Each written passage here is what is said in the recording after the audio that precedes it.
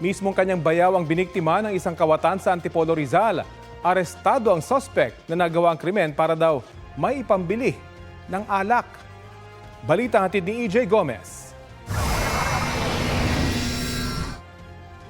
Kuha sa CCTV ang pagpasok ng isang lalaki sa isang bahay sa Barangay San Isidro, Antipolo City, alas 3 ng madaling araw kahapon.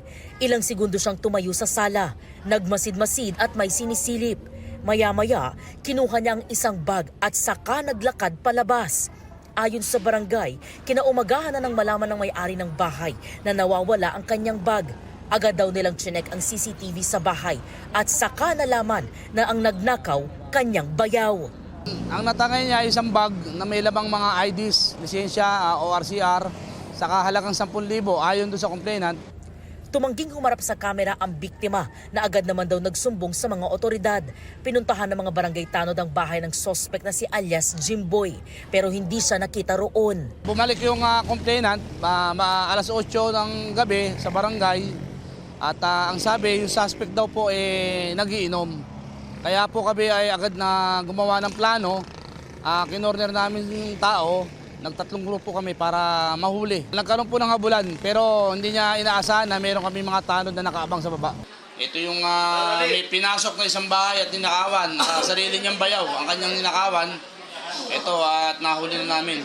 Narecover sa suspect ang ninakaw na bag at mga laman nito, maliban sa tinangay umano na 10,000 cash.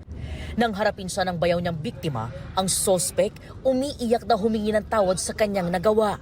Aminado ang 33 anyos na suspect sa pagnanakaw.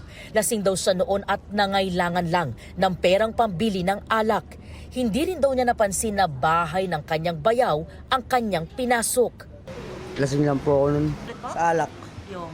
Gagamitin yung pera. Sabi pa niya, wala siyang nakuhang pera. Hindi po totoo yun. Pinatalo niya kamo sa bilyard. Yung pera niya 10,000 binibintang niya sa akin. Wala po talaga naman yung pitaka niya. Gusto ko pong humingi sana ng tawad. Nangyari po, sinurpresa po nila ako eh. Isisiyan ko po yung nagawa ko sa kanya. Sa custodial facility ng Antipolo City Police nakadetain ang suspect na naharap sa reklamong theft. EJ Gomez, nagbabalita para sa GMA Integrated News.